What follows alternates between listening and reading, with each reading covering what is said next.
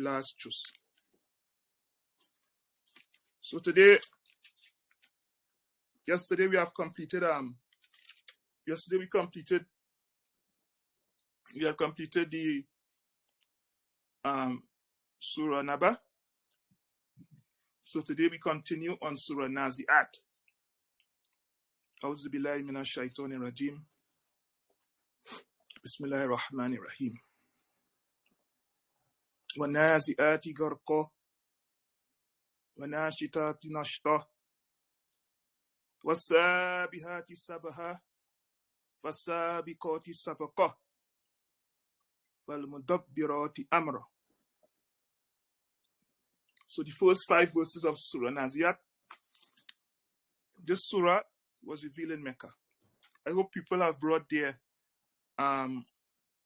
notebooks, and I hope people have brought their pencils to make notes. It's a Meccan surah, and the main subject matter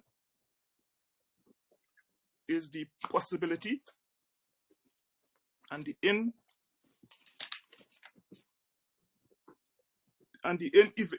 inevitability of the resurrection, that the resurrection will happen. Okay, this is a testimony that the resurrection from the dead will happen, which is one of our principles of Iman. It is one of the pillars of Iman. And the type of results one will expect to have, and the timing that it will occur.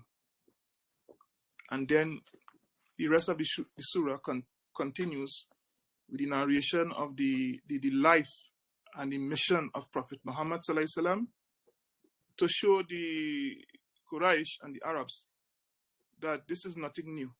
Prophets had went before, and this is not something that the Prophet Muhammad sallallahu alaihi wasallam made up. So we go. Allah says, وَنَازِعَاتِ غَرْقًا. Wow is used for swearing. Allah subhanahu wa ta'ala swears by the Nazi'at. Okay, Allah swears by the Nazi'at. Allah swears by His creation. You know, who are the Nazi'at? There are many different opinions as to exactly who is referred to as Nazi'at in this surah. Some people have said that it refers to the angelic beings when they are involved in their activities of taking the souls of men at death. And some say that it is the horses going out on a military expedition, making the hearts of the enemies tremble out of fear. Some have said that it refers to the movement of the stars, the planets in the celestial heavens. So Allah knows best. But the consensus of opinion among the Muslims so far is that it refers to the angelic beings and their activities in this world. So Allah says, وَنَازِعَاتِ غَرْقًا. Nazi'at, those who strip away violently. You know, those who strip away violently, those who grasp and pull out the soul of men violently. Especially the souls of those who disbelieve. And Allah subhanahu wa ta'ala said that when this is done to those who believe, it is done with violence or with roughness. There's a better word, with roughness. It is rough. And Allah draws out the soul roughly, okay, by means of the angels of death. And Ibn Masud said that it refers to the angels of death carrying out their assignments. So it has been reported also as explanation that every Nazi'at, every stripping away that occurs is greater than 70,000 strikes with a sword. This is how they quantify, or they measure how powerful the activities of the angels of death how it will affect the soul of the non-believers, that it is greater than 70,000 strikes from a sword. This is the severity of that extraction. So the angels rips out their soul. And then Allah says, Wanashitati nashta. Wanashitati nashta. And Allah swears again. Every time we have a wa, it's a swearing. Allah swears for sure on the head of those that draws out the soul of the believers gently. Wanashitati nashta. You know, the angelic beings who involve in the same action, but it is done gently. Nashta. And so we are still in this duality. How Allah acts with the believers and how Allah acts with the non-believers. So Allah says that He swears by those who extract the soul violently and those who extract the soul gently, with ease. Then Allah says, Wasabihati sabha. He swears again by Wasabihati sabha. Those that glide,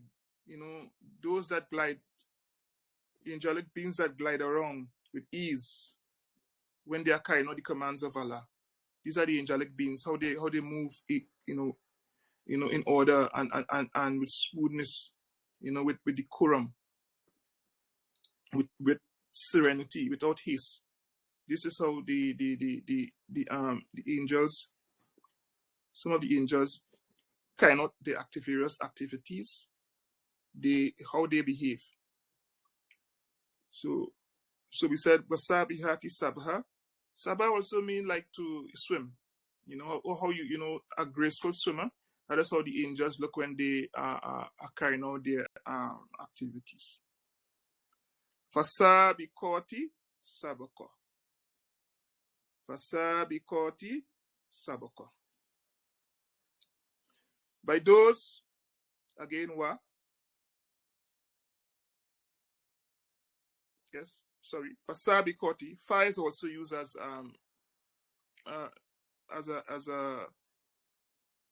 letter of swearing also. Okay? He swore by the he swore by the Sabahat, Sabihati, Sabha, and then Fa means then, which means he also swear. The swearing continues, but he didn't put wa. Allah didn't put wa again.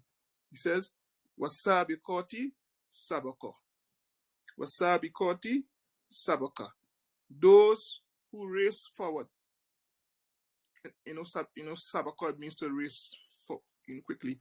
Those who race forward, carrying the souls of the believers to their place of rest.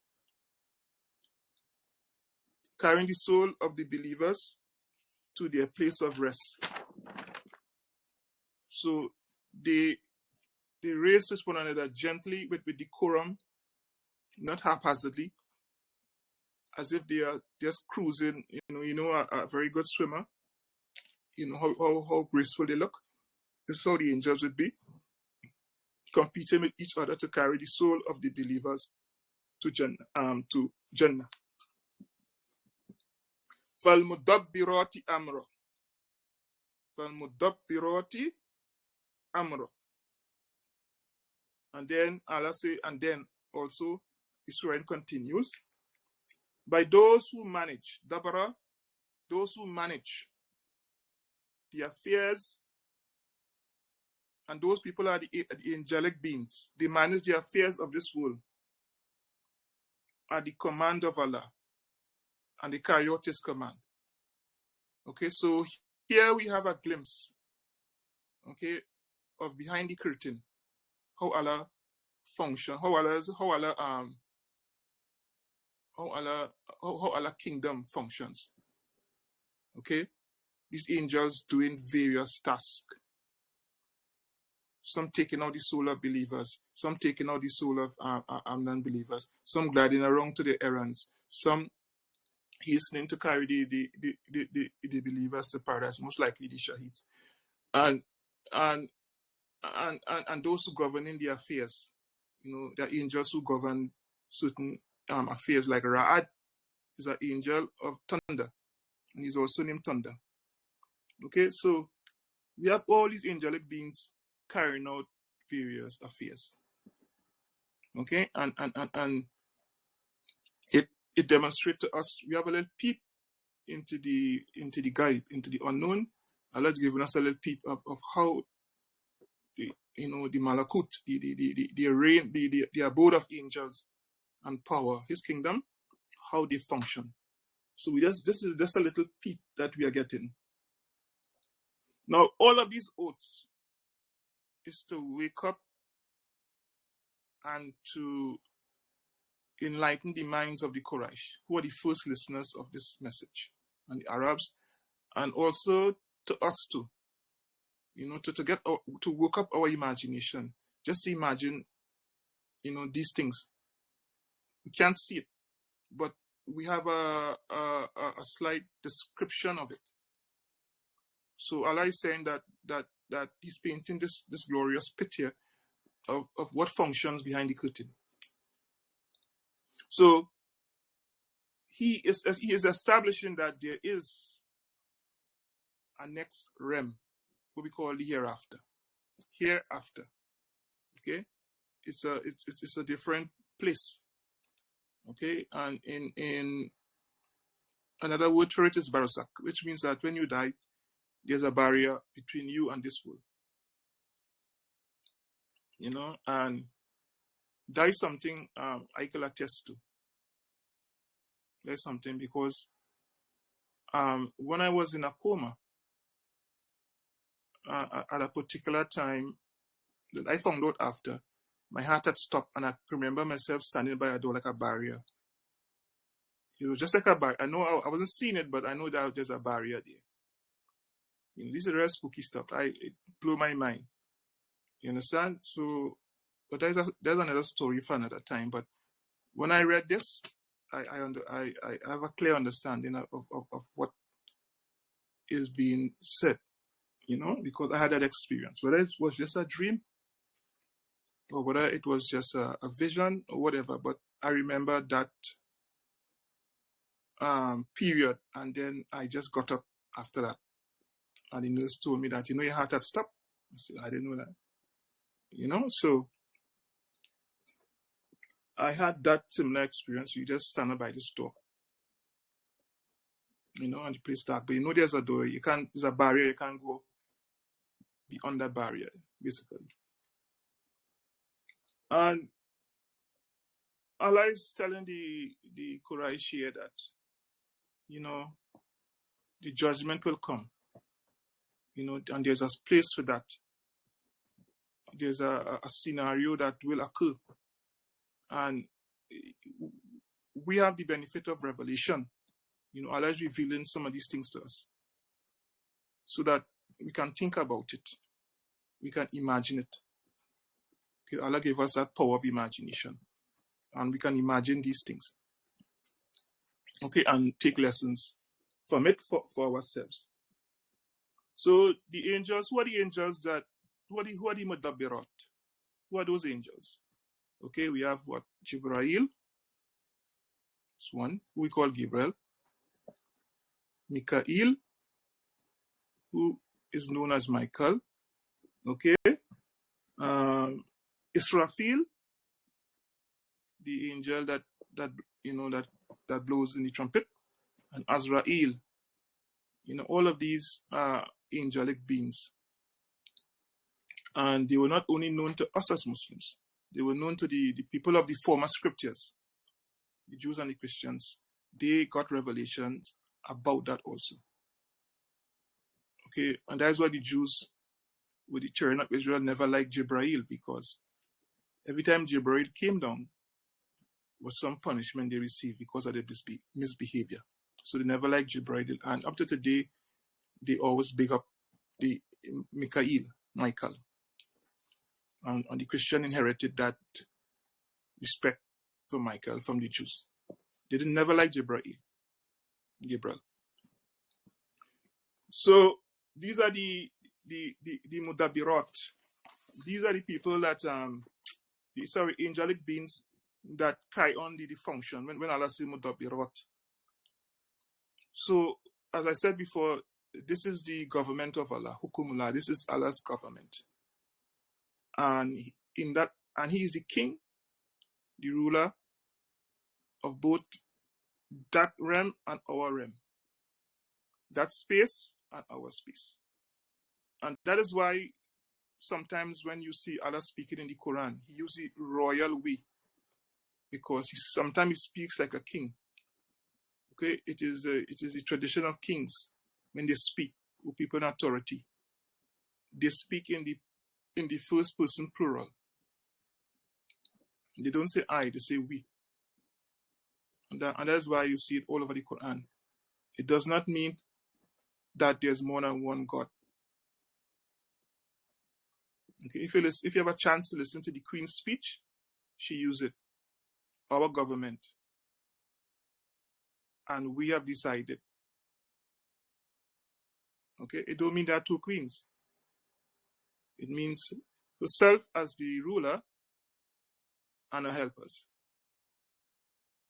Okay, so Allah establishes his kingdom, and there are different beings, there are different functionaries. It don't mean that Allah is not able to do anything, but this is how Allah subhanahu wa ta'ala, it is called nidam, it's a structure, and that is Allah's structure.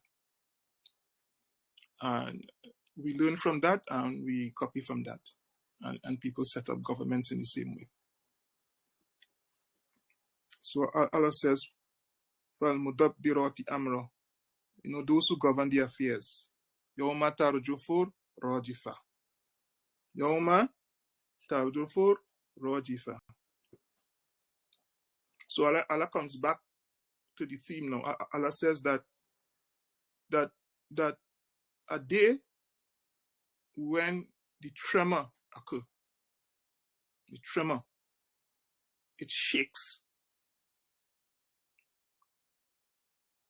it is violent, and this occurs because of the blast, the trumpet blast. It's not mentioned here, but it is understood in the context of this ayat that the Rodifa, Rojifa is that blast from the trumpet. Because in the other surah it say Fanafaka Fisuri, and the angel put he put the trumpet to his lips, right, and blow. So the first blow, everything on earth will die, and then the second blow, everybody will be resurrected. So this is what Allah is saying here, that on that day, when the blows happen, but he didn't mention the blow again. He said it will have a tremor from that blow. It will convulse the whole of creation, okay, and everybody individually. So you will shake, you will shudder, and you will be terrified, and also that it will make you very afraid. In this world, when somebody frighten you, okay, when somebody frightens you, your heart jumps, and we see Allah uses that picture. Okay, then he says, Tatba'ua Rodifa. This is the second trumpet. Okay, so the first one, Rodifa, it causes a tremor, and then it is followed by Rodifa. Okay, and that it jolts, frightens people. Okay, and what is the result of that fright? Kulubun yawma idin wajifa. Hearts on that day. Okay, hearts on that day will be in tremor. Will be scared, just as if somebody sneak up behind you and frighten you. That is the same kind of response you will get. Okay, so kulubun yawma idin wajifa. Absoruha khashia. And because of all these activities, these tremendous activities, the world change. The mountains they're like fluff. Everything is unease. The earth shaking. You shaking. You are affected, and you can't look up because you're so terrified. You're looking down. So Allah say absorha khashia.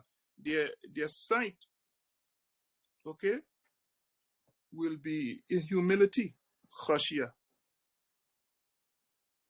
Okay, and this is the position of Salah. If you read the book of fiqh, they say in Salah, your eyes supposed to be khashia. You're supposed to take on this feeling of khashia, of standing before a tremendous Lord, a tremendous sustainer.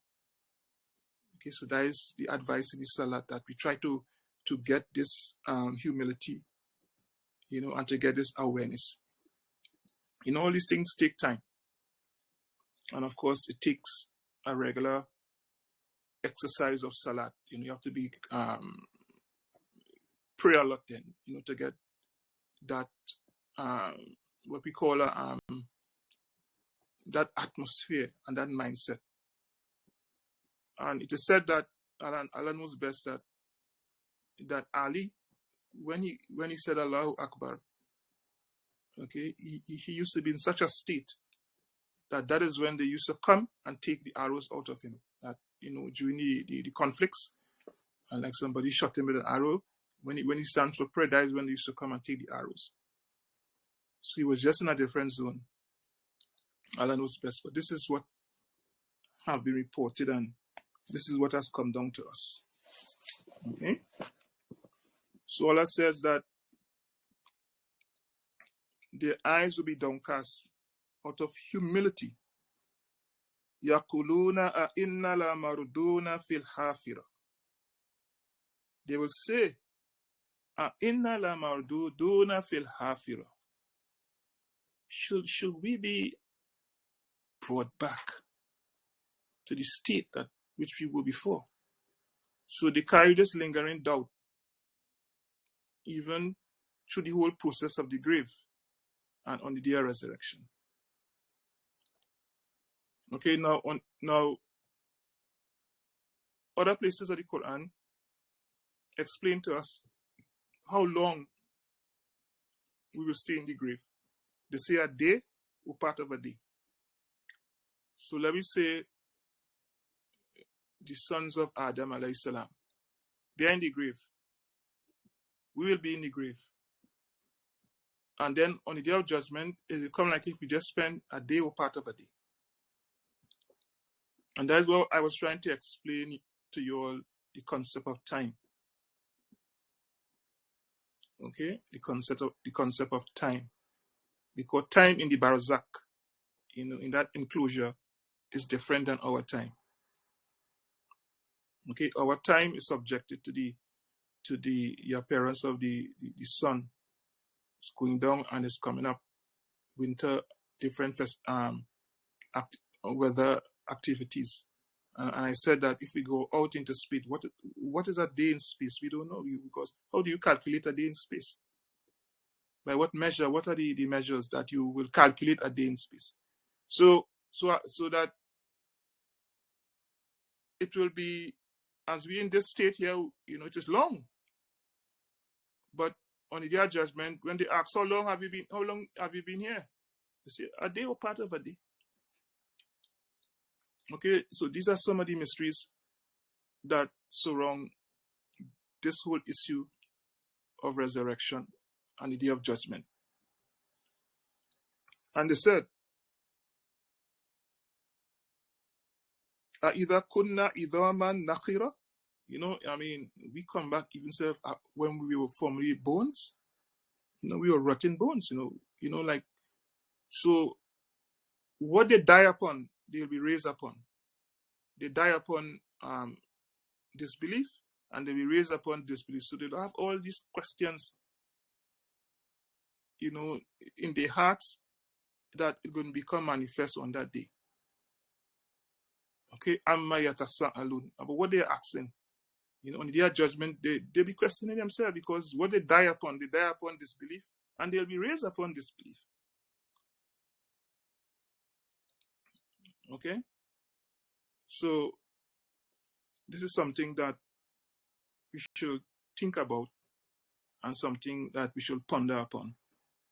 So these are the questions they have, and probably these are some of the questions they had also when they were listening to the Prophet Dawah. He's saying that we'll come back even though we are bones. And then they say that coming back is a scary thing. Coming back to how we were before. So in ayah 12, they say, "Qalu tilka idhan karratun khasira." That return is a loss. To come back to the state we were in before, to face judgment, we're in big trouble. There's no gain, because we have not moved on in faith, because we die on disbelief and we raise on disbelief. Okay, we die on disbelief and we raise on disbelief. So to come back is a loss. There's nothing gainful about that. There's nothing happy about that. This is what they are saying. فَإِنَّمَا هِيَ زَجْرَةٌ وَاحِدَةٌ. Okay, and it is said that this particular verse is Allah speaking. فَإِنَّمَا هِيَ زَجْرَةٌ وَاحِدَةٌ. There will be one great shout. Allah is saying that there will be one shout. There will be one blast. Okay? There will be one blast. This is Allah speaking now to them. He said there will be one blast and a shout. And what will happen? فَإِذَا هُمْ بِالسَّاهِرَةِ. فَإِذَا هُمْ بِالسَّاهِرَةِ. And this is a very, very, very interesting description. Because when I read it, I just had to laugh. Because Allah says that then they will be sahira. Now, sahira comes from the verb sahara. And it means like to be sleepless. But what is interesting, Allah says that when the people come out of the grave individually, they will be like a sahira. A sahira is a woman who spent the whole night at the club, partying, enjoying herself whole night. She didn't sleep. She partied whole night. And when Friday morning, she comes out of the club and the sun now coming out. And when you see this club, women, men too, but he used this particular one, that when they come out of the club, you notice how their face look? They look haggard, they look sleepy, they look tired. You say that's how people will come out of the grave, looking like that. Like a woman who now come out of a club after partying whole night. And this is very, very, I mean, this description is so, it fit like a gloves. Because I've been to New York, and moving early in the morning to go and work with a brother out there, you just see these girls coming out of the club, and they look so like the sun, they can't watch the sun, they're sleepy, they're tired, the face looking haggard, they're restless. So Allah says that when we come on the grave, when everybody come on the grave, this is how we look. sleepy and haggard as if we spent the whole night partying. This is what Allah says. And it is very, very interesting. Okay? So Allah subhanahu wa ta'ala, if you go to Surah Safat, verse 19, Surah Safat, that is Surah 37, verse 19. Allah even described it further in that surah. Allah says, فَإِنَّمَا هِيَ زَجْرَةٌ وَاحِدَةٌ. Same words, that then, okay, there will be one shout. فَإِذَا هُمْ يَنْظُرُونَ. And they will come at the grave looking around in astonishment. You know, when they come at the grave, just looking around, they're astonished. You know, like the club whole night, when they come at the club, your eyes with, you know, the sun coming up, you're looking around, you zone out, you know, you're looking around in expectation, you know, you're looking for a taxi, you're looking to go home, you don't want people to see you, you know. And so Allah backs up the understanding of the word, you know, Sahira, in another surah, with a similar construction. فَإِنَّمَا هِيَ زَجْرَةٌ وَاحِدَةٌ in Surah 37, verse 19. Same thing as in this surah. فَإِنَّمَا هِيَ زَجْرَةٌ وَاحِدَةٌ فَإِذَا هُمْ بِالسَّاهِرَةِ. And in 19 and in 37, 19, فَإِذَا هُمْ يَنْظُرُونَ. They come on that grave looking around, you know, high out of the brains. You know, so inshallah, these are the first 14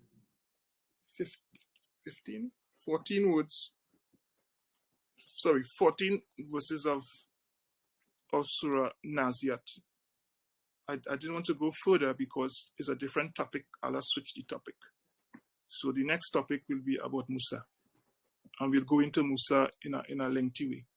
So these are some of the swearings of Allah, where He swears by creation. He swears by the activities of the angels. He's given us a peep. He's given us a peep of the next life. What happens beyond the curtain.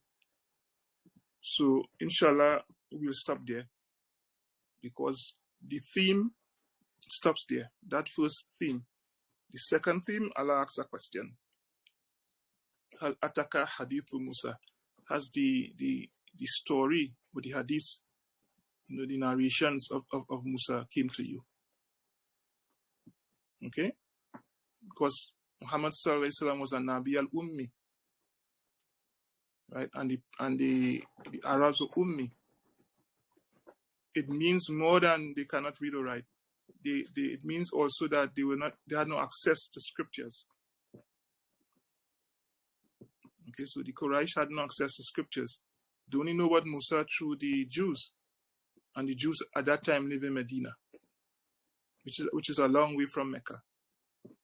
But they had an idea, so Allah is saying that haven't the story of Musa come to you? So why you think this messenger coming to you now is something strange? There's nothing strange. It's part of how Allah deals with creation. He sent messengers and He sent warners, okay, before He sends His punishment. Okay, and although messengers have come to an end, okay, Allah can still use us as warners. That's what the dawah is about. To warn the society, to correct its ways. Okay, warn yourself to correct your ways. Warn the society to correct its ways. You know, Allah don't destroy a society until He sends warners. And that is part of His mercy. So, inshallah, we'll stop here. And I will take any question. Tomorrow we'll go deep into the story of Musa and its significance. Any questions?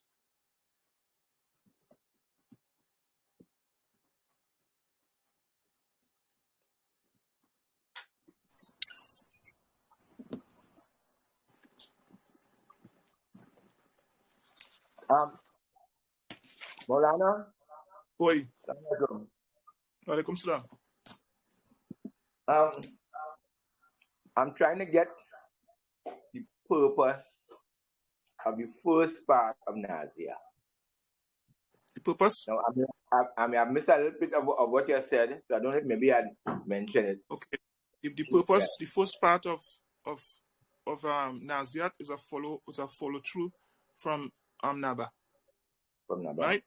And the theme of Naba was how our physical creation occurs and some things that happen in our creation, and they are likened to things that will happen to us in the next world. Okay? We be sleeping in the grave, and we think we slept for half a day, and then in the beginning of Naba, he talk about he make the day as a sleep for you and the world as a comfort. All these things were changed by when Allah blast the trumpet, when the angels blast the trumpet. So what Naziat is saying is that these are some of the activities that goes on behind the curtain that we're not aware of. You know, when as at the Gorka, you know, how these angelic beings are busy going about their duties, either taking the souls of the disbelievers with gork, with firmness and severity, you know, or taking the soul of the believers with ease. Okay, so we still have the duality playing out itself from Surah Naba. Okay, Allah say, وَخَلَقْنَكُمْ أَزْوَاجًا. He created us in pairs. You know, our existence is paired. You know, how we treat the believers, how we treat the non-believers. And then you talk about the day itself. What will be the disposition of the people who are given this message? Right? They'll be raised on disbelief. Just as they died on their disbelief, they'll be raised on their disbelief. They won't get any wiser. So they'll be asking themselves, you know, why we were raised, you know, I mean, what's going on, you know, I mean, we actually come back from dry bones. Okay, so it just creates the scenario, and that Allah describe how your heart will be, what is your disposition on that day of judgment, how you'll come on the grave. You know, you'll be come out at the grave like somebody who spend the whole night party in a club. You'll be kind of in a little stupor. You know, somebody who hasn't slept for the whole night, and it creates this imagery for us to understand what's going on. Now, that belief in the hereafter, right, is dependent on the belief of the Nabuwas and the prophets, because we don't know about these things. We only know about these things through our prophets.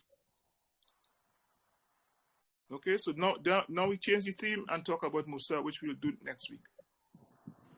Okay, because the Prophet only know these things because of revelation. And Musa was a prophet before him, was a prophet before the Prophet Muhammad, and he exposed some of these things to Bani Israel also. Okay. Also, you have to remember that Bani Israel was raised, okay, to be imams for the nations, or as their books say, priests for the nations, but they fail in their duty. Allah chose them to be ministers to the rest of creation, but they failed. They went astray, thinking because Allah chose them to do that, they're more special than everybody else in the world. Right? So Allah is telling the Arabs also in a way, when we continue the story, you will see that they have been favored now with a messenger like Musa coming to them. Right? And the only way that Muhammad could have done these things is that he have received revelation. And is revelation uncommon? No, because have you not read the story of Moses? Okay, who also received revelation. This is the link. I hope that helps. Yes, thank you very much, Maulana. Yeah, that helps. Yeah, so all these things are links. Because we could have known nothing about Jannah or angels or nothing like these things. It's from the prophets we know these things. We don't know these things. And none of us, and even so, we don't even know if we saw an angel before.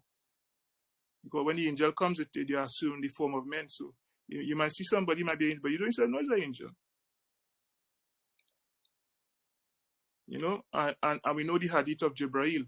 When Jibreel came out of the desert, looking fresh and clean, as if he hasn't traveled, and he sat beside the prophet, and it was weird because they didn't see no sign of travel on this man.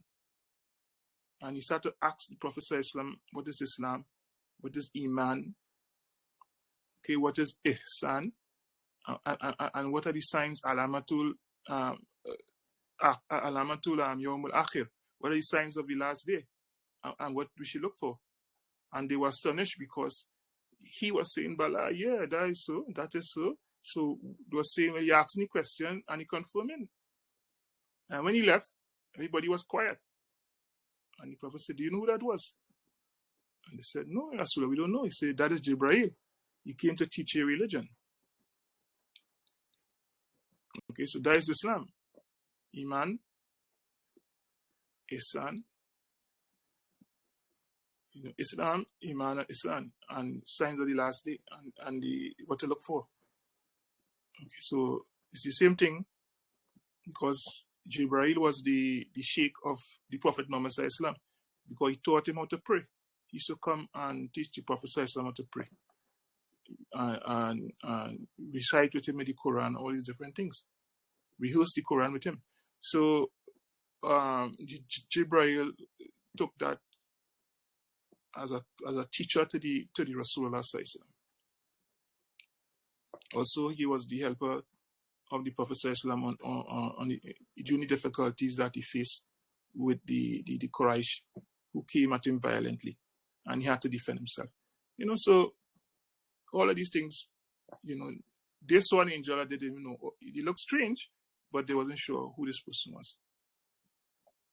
So we could only know this because of the prophets.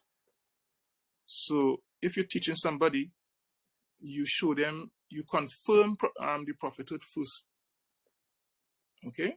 You confirm why the Prophet Muhammad is a prophet.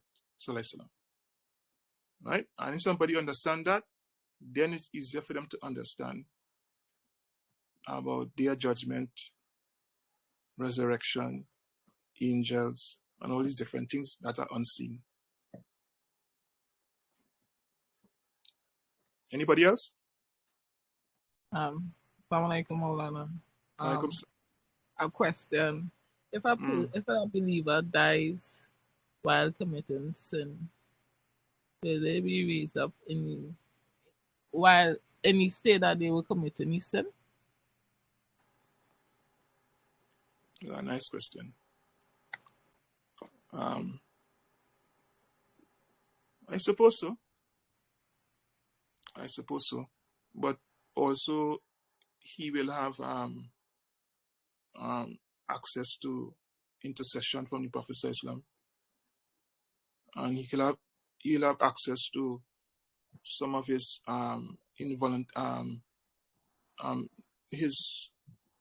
his extra prayers helping him. His charity will help him. So he'll be raised up on that because he died on that. Okay, but it don't mean that he will be thrown away. Allah will decide exactly what to do with him. But from what we know is that he'll be helped with these things. Prayers are not voluntary, fasts are not voluntary, dhikr, charity, all these things will help you, sort out yourself, and intercession only Rasul Sallallahu on the day of judgment.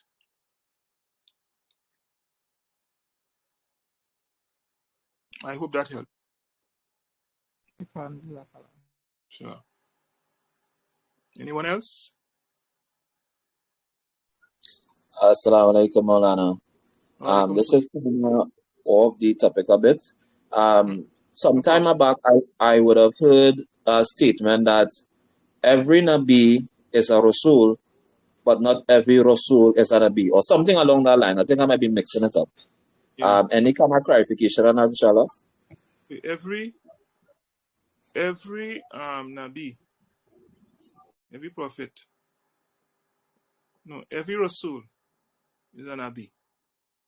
Because a Rasul is higher than a Nabi. Because a Rasul comes with a Sharia. So every Rasul is a Nabi. Because before he come a Rasul, he had to be a Nabi. But not every Nabi is a Rasul. For example, Ishmael, okay? He is not a Rasul. Ibrahim was a Rasul. So he followed the Sharia of his father, Abraham, alayhi salam. Okay? So he's a Nabi. Okay? The Jews call them minor prophets. We don't call them that. We just say they are prophets. But they are not Rasul. Okay? And the Rasuls normally always come with a Sharia. Okay? And a lot of times there's a shift in the Sharia from one Rasul to another. Okay, like in the time of Dawood alayhi salam, the salat was 3 times a day. 3 salat a day, sorry. In the Quran, we still pray we still pray in the same 3 periods. And this is what people get confused. They say, people feel now find out something, that nobody knows. That in the Quran, it says 3 periods of prayer, which is true. But in that 3 period, sometimes you have 2 prayers. Okay, like the period of Hassan Zur are close. That way you could join them. So you pray As and you pray Zur. They occupy that position. Maghrib, after the sunset, we have the sunset prayer and we have the Isha prayer. Okay, so the 3 periods still stay, but we got extra prayers in the 3 periods. We get 2 more extra prayers. Okay, we get the As prayer and we got the Isha prayer. Okay, so you have people feel that nobody knows these things, and they come up, look, like these people fooling all you. Nobody ain't fooling nobody. It's the extent of your research and the extent of your doing, being inquisitive and trying to understand your deen. Especially women. As I always say, women should have more scholarship in the deen than men, because they have to teach children. You see? And the Arabs have a saying that al-madrasa, the woman is a school. Okay? And the attachment that children have to their mothers. Because the majority of the imams, Shafi, Maliki, all these people, they were taught Quran by their mothers. And when the mothers had exhausted their own knowledge, they sent them to other teachers. And this has been something that has reoccurred with throughout Islamic history.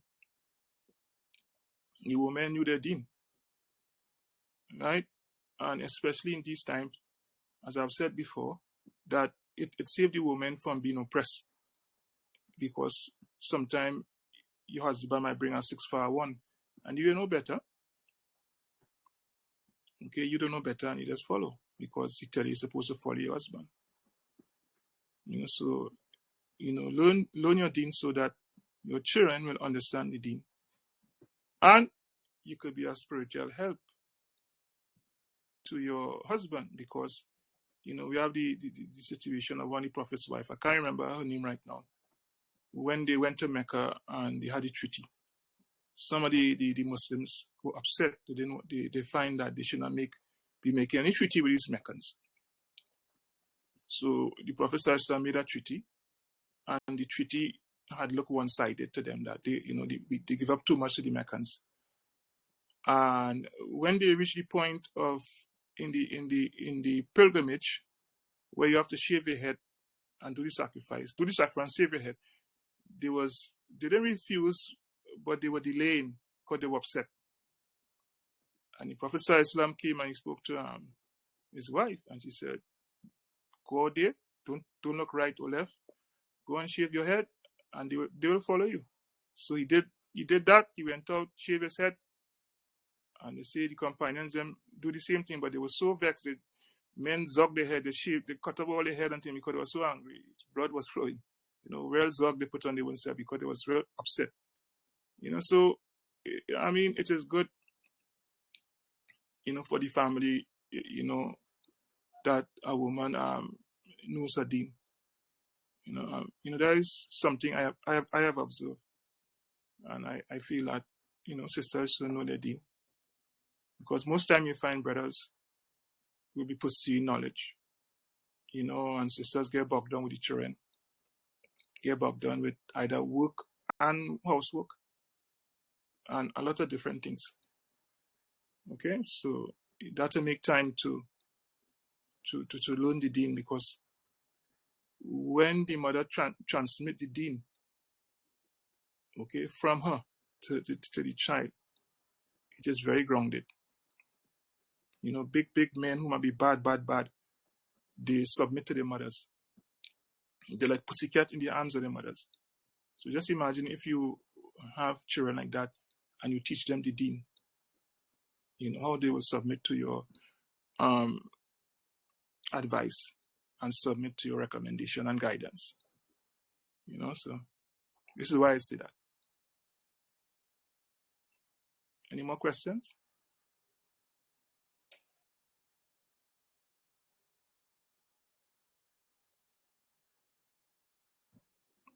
Okay, so if we don't have any more questions, we'll close. Inshallah, subhanakallahumma bihamdik, nashhadu an la ilaha ant, nastaghfiruka wa natubu ilayk. The mistakes are mine, and wherever is profitable is from Allah subhanahu wa ta'ala. And as I always say, okay, eat the meat, spit out the bone, take what's beneficial and use it for yourself. Make your notes. You never know, one day you might have to carry on a class where we asked to say something about the Quran, and you will be able to say something, inshallah. Assalamu alaikum wa rahmatullahi wa barakatuh.